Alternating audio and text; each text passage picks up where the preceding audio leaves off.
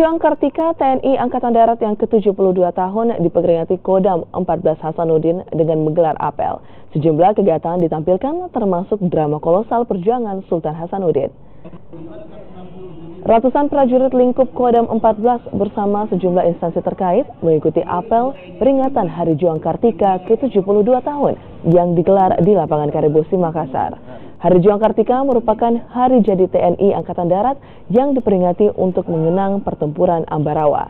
Melalui Hari Juang Kartika yang ke-72 tahun, Pangdam 14 Majen TNI Agus Suryabakti mengingatkan jajarannya untuk tetap waspada terhadap setiap ancaman, termasuk yang memanfaatkan teknologi. Peringatan Hari Juang Kartika juga menampilkan kesenian budaya seperti drama kolosal perjuangan Sultan Hasanuddin dalam mengusir penjajah Belanda.